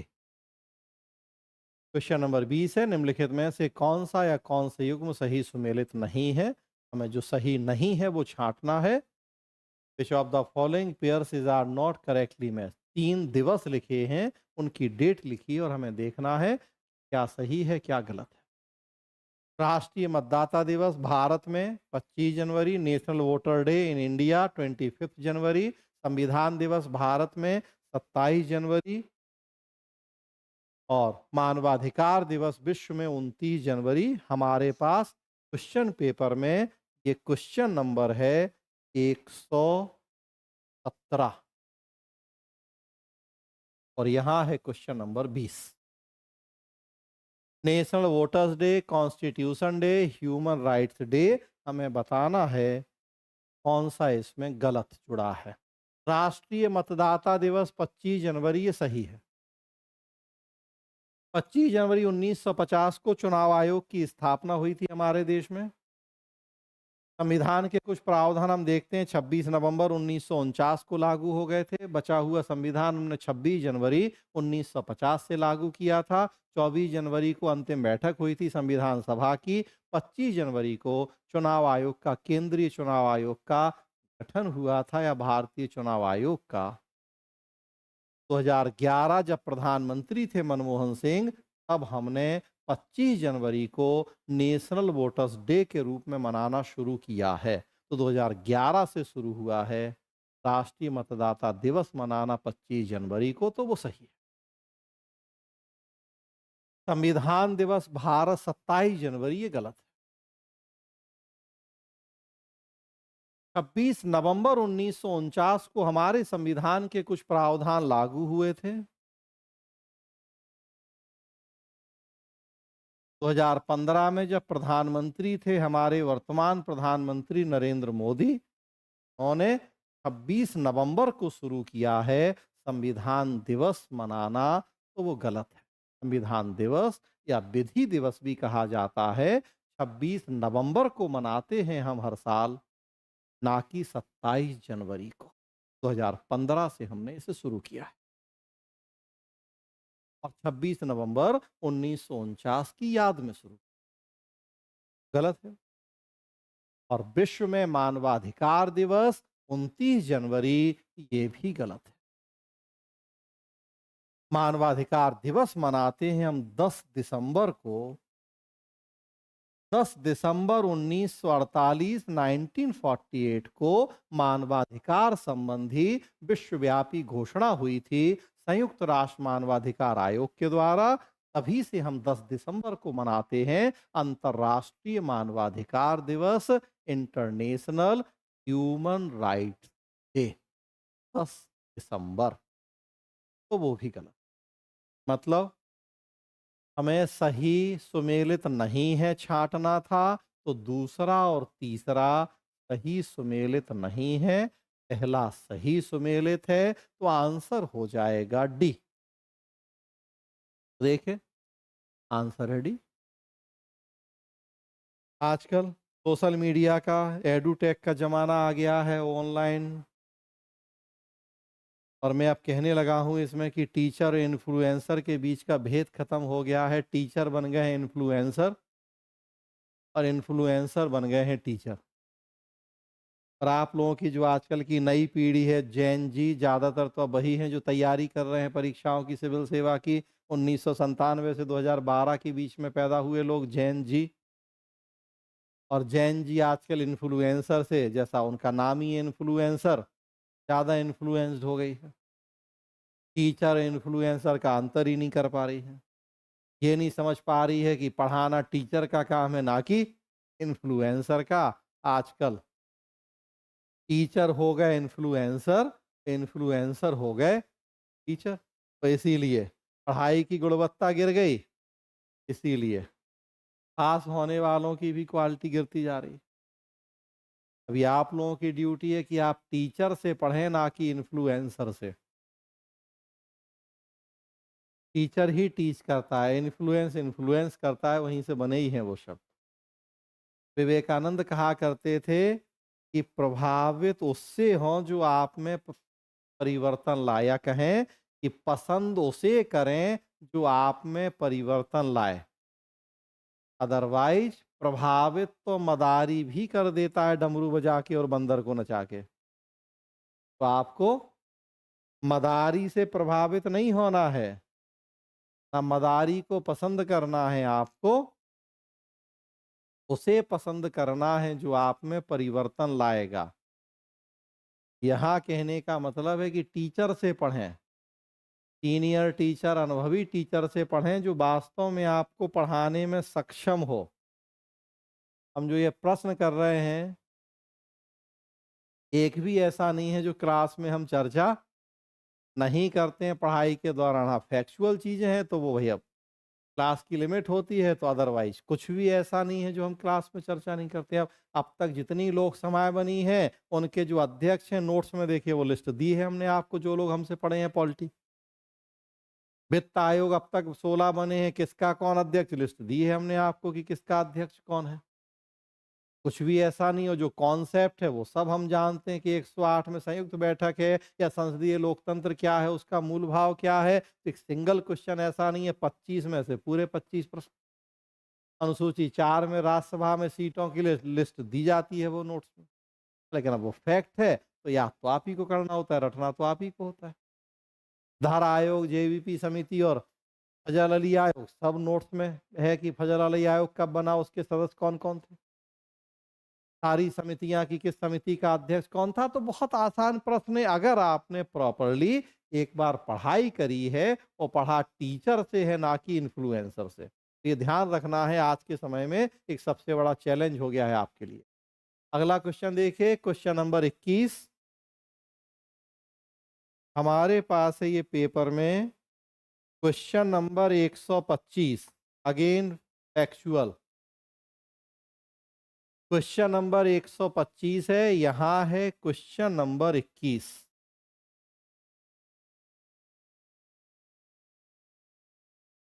Consider the tenure of the following presidents of India and arrange them in correct chronological order starting from earliest to the last. Bharat के निम्नलिखित राष्ट्रपतियों के कार्यकाल पर विचार कीजिए तथा इन्हें सबसे पहले से आखिरी तक के सही कालक्रम अनुसार क्रम में व्यवस्थित कीजिए। नीलम Sanjiva Reddy, K R Narayanan, APJ Abdul Kalam, R Venkataraman. 4 राष्ट्रपतियों के नाम लिखे हैं, कौन पहले हुआ, कौन उसके बाद, कौन सबसे बाद, आपको ये बताना है। तो नीलम संजीव रेड्डी 7वें राष्ट्रपति हैं देश के, 7वें राष्ट्रपति हैं और इनका जो टेन्योर था वो था 1977 से 82, 77 से 82। नीलम संजीव रेड्डी। आर वेंकट रमन 9वें राष्ट्रपति हैं, 87 से 92।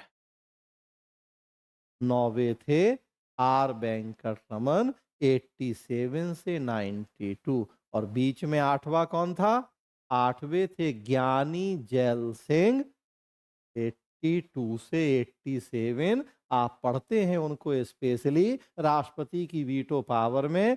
जब राजीव गांधी प्रधानमंत्री थे, ज्ञानी जैल सिंह राष्ट्रपति थे, डाकघर संशोधन विधेयक पर उन्होंने प्रयोग किया था पॉकेट वीटो की पावर का, इसलिए आप पढ़ते हैं उन्हें। 7वें थे संजीव रेड्डी 77 से 82। 9वें थे वेंकट रमन 87 से 92। 11वें थे के आर नारायणन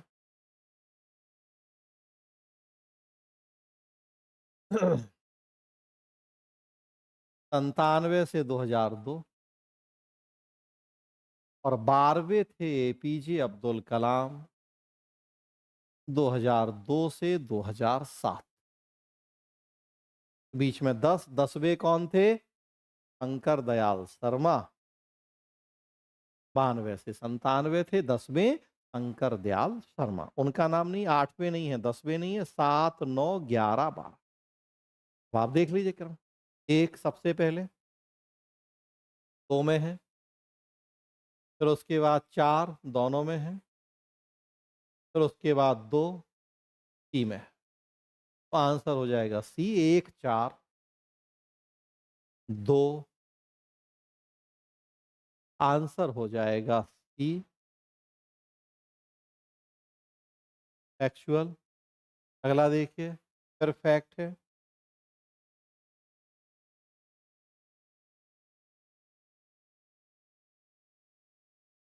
सूची मिलानी है, 4 अनुसूचियों के नाम लिखे हैं और ये गलत हो गया, लोकसभा अध्यक्ष नहीं, सब्जेक्ट। 4 अनुसूचियों के नाम और उनका विषय क्या है। अनुसूची 7, 8, 9, 10। उसके सामने है language, disqualification on ground of defection, दल बदल के आधार पर योग्यता, संघ राज्य और संवर्ती सूचियां, union state and concurrent list, कुछ अधिनियमों विनियमों का सत्यापन, validation of certain acts and regulations. मूल संविधान में 8 ही अनुसूचियां थीं, बाकी 4 बाद में जुड़ी हैं, 9वीं 10वीं बाद में जुड़ी है। 9वीं अनुसूची बहुत महत्वपूर्ण अनुसूची है, जो आप पढ़ते हैं कि पहले संविधान संशोधन के द्वारा ही जोड़ दी गई थी। लैंड रिफॉर्म कार्यक्रमों को संवैधानिक दर्जा दिलाने के लिए, और उन्हें संविधान समीक्षा से बाहर कर दिया गया था। 10वीं अनुसूची जोड़ी थी हमने 52वें संविधान संशोधन से दल बदल के लिए। देखिए, 7वीं अनुसूची केंद्र संबंध से जुड़ी है, जिसमें संघ सूची, राज सूची, संवर्ती सूची, 3 सूचियां बनाई गई हैं। तो ए में है 3, एक ही से आंसर मिल जाएगा, नहीं मिलेगा एक से आंसर। ए में भी, ए में 3 है और सी में भी एक में 3 है, तो और आगे बढ़ना पड़ेगा। 8वीं अनुसूची में भाषा, बी में है 1। अब मिल रहा है क्या आंसर? नहीं, अभी भी नहीं मिल रहा है। बी में 1, दोनों में है, और आगे बढ़ना पड़ेगा। 9वीं अनुसूची भूमि सुधार, लैंड रिफॉर्म से जुड़ी हुई, मतलब कुछ अधिनियमों विनियमों का सत्यापन। तो सी में होगा 4, अब तो मिल ही जाएगा आंसर ए। और डी में है 2, दल बदल। आंसर हो जाएगा ए। 7वीं अनुसूची में संघ राज्य संवर्ती सूची, 8वीं में भाषा, 9 में कुछ नियमों विनियमों का सत्यापन और 10 में दल बदल। तो आंसर है ए। 23। और हमारे पास है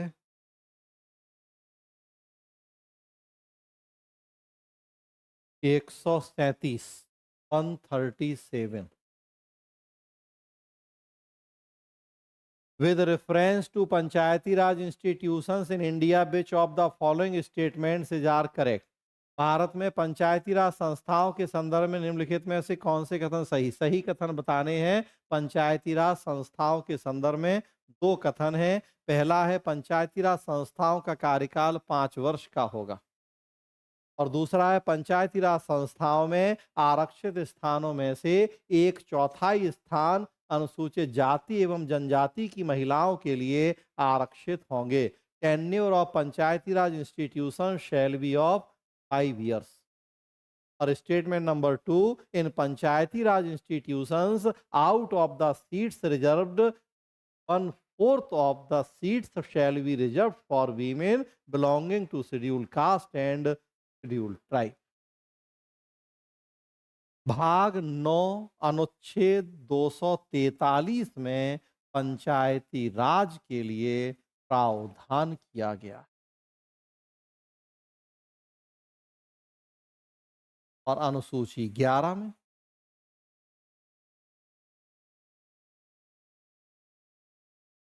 पंचायती राज संस्थाओं का कार्यकाल 5 वर्ष होगा, एकदम सही है। 5 साल का कार्यकाल तय किया गया। हमारे देश में स्थानीय प्रशासन को हमने 2 भागों में बांटा है, ग्रामीण स्थानीय प्रशासन और नगरीय स्थानीय प्रशासन। ग्रामीण को कहते हैं पंचायती राज और नगरीय को कहते हैं नगर पालिका। नगर पालिका से जुड़ा प्रश्न भी पीछे हमने किया है, यह पंचायतों से जुड़ा है। पहला कथन सही है कि कार्यकाल 5 साल। संसद का 5 साल, लोकसभा का 5 साल, विधानसभा का 5 साल, पंचायतों का 5 साल, नगर पालिकाओं का 5 साल, सबके लिए 5 साल। और कथन दूसरा है कि पंचायती राज संस्थाओं में आरक्षित स्थानों में से 1/4 स्थान एससी एसटी की महिलाओं के लिए आरक्षित होंगे, ये गलत है। हमने इन संस्थाओं में महिलाओं के लिए 1/3 आरक्षण की व्यवस्था की है। एससी एसटी के लिए आरक्षण है जनसंख्या के अनुपात में।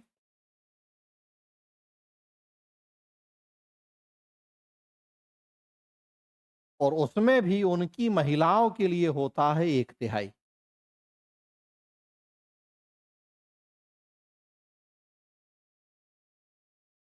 मान लीजिए 100 सीटें हैं।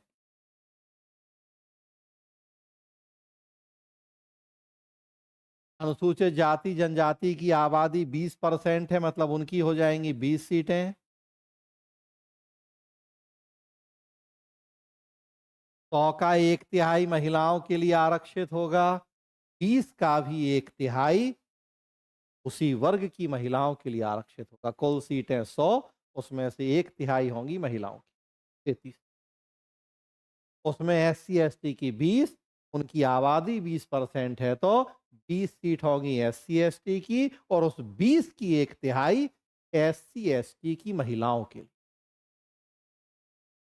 तो 1/4 का कहीं प्रावधान नहीं है, वो 1/3 है। कुल में 1/3, जिस वर्ग की जितनी है उसमें उस वर्ग की 1/3 रिजर्व महिलाओं के लिए होती हैं। तो दूसरा गलत है, पहला सही, दूसरा गलत। तो आंसर हो जाएगा केवल एक सही, सही छांटना है ना, सही, तो केवल एक आंसर हो जाएगा बी। आगे बढ़ें। एंड लास्ट क्वेश्चन, कथन कारण।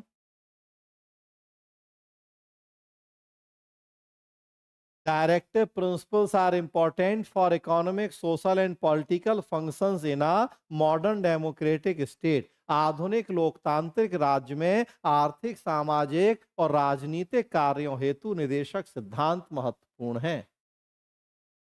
और कारण, रीजन है, the core objectives of directive principle is to establish economic and social democracy. आर्थिक और सामाजिक लोकतंत्र की स्थापना करना ही निदेशक सिद्धांतों का मूल उद्देश्य है। हमारे पास ये क्वेश्चन नंबर है 142।